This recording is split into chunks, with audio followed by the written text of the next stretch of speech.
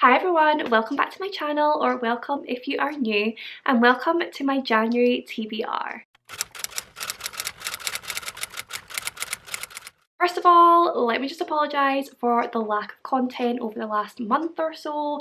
It has been a bit of a time, but I am back and I am raring to go. Today I'm just going to be talking about all the books that I want to read in January 2022. January is going to be a little bit of a strange month for me just because it is currently the 10th, Monday the 10th when I am filming this, and I start my first nursing placement on Thursday the 13th. That is going to be quite hectic. I'm going to be doing 12-hour shifts, so not as many shifts throughout the week, but it is going to be very exhausting. I'll be taking in a lot of information, so I feel like this month is either going to go one of two ways when it comes to my reading. Either I am totally going to get out of this slump that I've been in and just read so much on my days off and my breaks and things, or it's going to be the opposite and I'm going to read absolutely nothing. I'm hoping for the first option. I've been in such a slump recently, but I can really feel myself coming back to myself and totally getting in the reading mood again.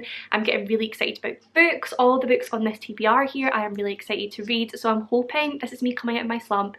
I'm ready to have a very successful reading month. So without further ado, if you would like to hear about the books I want to read in January 2022, then just keep watching. So the first book I am hoping to read in January is one that I've actually already started. I am currently on page 72, so I'm not too far into it, but that is There's Someone Inside Your House by Stephanie Perkins. This is my first Stephanie Perkins novel. This is actually one that was gifted to me for my Christmas by the lovely Liam, so thank you Liam so much for this. I've been dying to read this for so long. I've been avoiding the Netflix series at all costs because I really want to read the book first before I watch the show.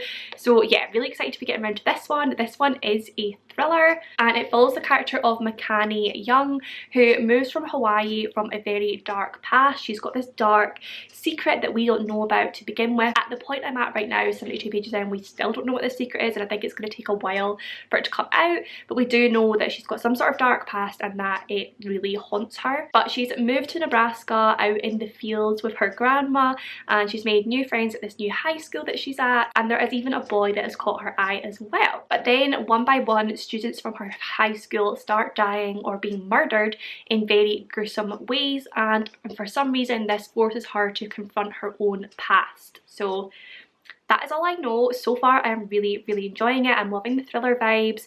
I'm loving the slightly spooky vibes this one brings as well, like things moving around the house, things like that could be paranormal, but in this one I think it's just someone messing with them.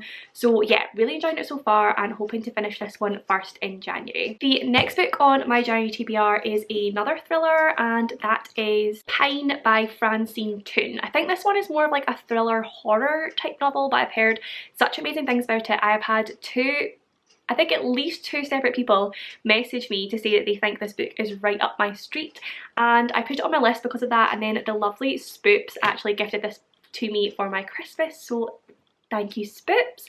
But the fact that two separate people have messaged me at least to say that they think I will enjoy this book based on my reading taste and based on watching my videos gives me really high hopes for this book. I'm hoping that I am quite open with what my taste is, and hopefully this one will be right up my street. I think this one is possibly told from a child's perspective. I feel like that's what someone told me about this, and if that is true I am really excited about it because I actually really like novels told from a child's perspective, like Room and Outside I think is another one. I really enjoy that. I love the innocence of a child and also seeing what is going on through their eyes and how they understand it. So I think that's what this one goes by, but we shall see. It says on the back, Lauren and her father Niall live alone in the Highlands in a small village surrounded by forest. When a woman stumbles onto the road one Halloween night, Niall drives her back to their house. In the morning, she's gone. In a community where daughters rebel and men quietly rage, mysteries like these are not out of the ordinary. Lauren looks for answers in her tarot cards, hoping she might be able to read her father's turbulent mind. Neighbours know more than they let on, but when a local teenager goes missing, it's no longer clear who she can trust. So yeah, very excited about this one. I think it's going to have a very sort of eerie, interesting setting because it's like up in the Highlands in this small village, so surrounded by forest, so probably quite isolated from like the rest of civilization. Sounds quite creepy. It's supposed to make every single hair on the back of your neck stand up on end. So yeah, really looking forward to that one. Next, I have another thriller because I'm just really feeling the thrillers at the moment. I want to read as many as I possibly can. I'm on a total thriller kick. So the next one I have is The Prank by L.V. Matthews. This one I bought quite a while ago now from a supermarket. It was in like a 2 for £8 deal or something like that, but it's one that has intrigued me ever since I bought it. So this one follows the character of Elle, who is living quite a quiet, detached life. She's struggling with the grief that she feels for her father's death, and then a chance encounter means she finds a link between a reality TV show and her father's death. This makes her realise that she can orchestrate a very interesting revenge for what's happened to her father, but that plan soon becomes an obsession. She doesn't know how to stop, and continuing to go down this path could be very dangerous for her and also those closest to her. So this one just really intrigues me. I love that whole like obsession idea. I think when that's done well, it's really interesting to read about. It's very gripping.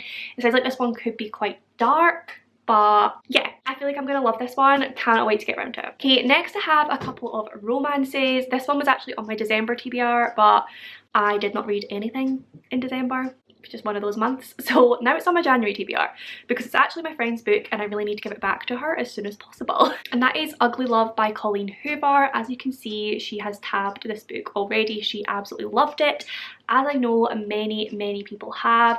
I've mentioned before that Verity by Colleen Hoover is one of my absolute favourite thrillers of all time, but I have never read any of her romance, which is actually what she is more known for. But this one follows two characters. We have Tate and Miles, and they don't really like each other when they first meet. There is no friendship vibes or anything like that, but they do have this undeniable physical attraction to each other despite no other type of connection. And once this comes out in the open, they realise that it could be the perfect no strings attached, friends with benefits but not really friends, just like acquaintances with benefits sort of situation. Miles sets 2 rules for their relationship: never ask about the past and don't expect a future. They think they can handle it, but everything is different when real emotions start to change the equation. So yeah, gonna go for, I think it's gonna be like a friends with benefits to like love type situation. I don't know, but I've heard this one, it makes people sob. I have no idea why. I'm assuming there is something from Miles's past that is maybe quite dark and emotional. I don't know, but I've heard amazing things about this one. It is all over TikTok, YouTube, any platform you can name. It is probably being talked about on it. So yeah, very to see what all the hype is about. Next I have another romance, and that is One True Loves by Taylor Jenkins Reid. Taylor Jenkins Reid is an author that I know I absolutely adore, having only read like 1 or 2 of her books. So I need to read more of them because I feel like they're probably all going to be like 5-star reads for me. So this one follows Emma Blair, who falls in love with her high school sweetheart, I believe Jessie. They get married, they have this amazing life together. Everything seems perfect and cushy. And then on their first wedding anniversary, the helicopter that Jessie is in goes missing over the Pacific, and it seems that he is gone forever. So Emma is obviously reeling from this loss, from this grief. She moves home in an effort to put her life back together, and then years later she runs into an old friend called Sam, and the two strike up a bit of a relationship. She finds herself falling in love again, despite the fact that she thought she never could after losing Jessie, and her and Sam get engaged, and then out of nowhere Jessie is found alive, and he's been trying to come home to her all these years. So Emma now has a husband and a fiance, but who is her one true love? And what does it even mean to truly love? This one sounds heart-wrenching. I think it's going to be quite a difficult read because I can imagine Taylor Jenkins Reid is going to write this really well, with both of the men being pretty perfect and having their merits, and it being a really difficult time for Emma to try and decide, what do you do? What do you do in that situation? I can't tell you, but I am looking forward to finding out. Okay, and finally for my January TBR, I have 2 books in a series, and those are Spiritbound and Last Sacrifice by Richelle Mead. These are the last 2 books in the Vampire Academy series. I read the first 4 at the end of last year and absolutely loved them, so I really just want to finish off the last 2 books in the series and have actually finished off a series, because if you know me, I'm notorious for starting but not finishing series. So We want to start off 2022 strong and start by actually finishing a series. So if you don't know, Vampire Academy, it basically follows the character of Rose, who is kind of like a vampire bodyguard. She's at school learning to be one. She is a Dampier, which is something between vampire and human. Her job is to protect the... what are they called?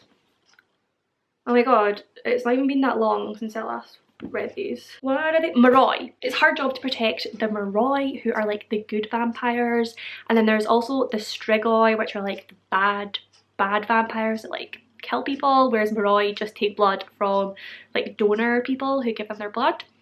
So yeah, that's the sitch.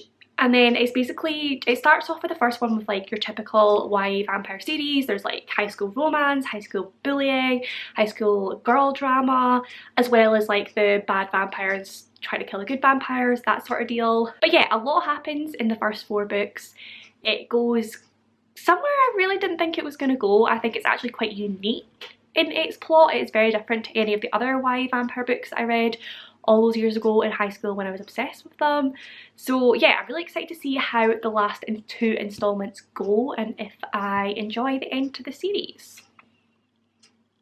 Yeah, I think that's all my thoughts on that. So there we have it. That is my January TBR. I'm hoping that I'm going to finish all these plus read more. I really feel like I'm getting back into my reading mood and I'm just going to spend days reading all day long. That is the hope. We will see if it actually happens. But if you made it to the end of this video, pop the blue love heart emoji down below for ugly love. Love blue. You get what I mean. Pop the blue love emoji, blue love heart emoji down below just to let me know that you made your way to the end of this video and that you enjoyed your time here. But as always, if you did enjoy this video, then do please give it a big thumbs up. Subscribe for more bookish content from me. Comment down below with any of your thoughts and feelings. I do respond to every single comment. I love you all and I will see you in my next video.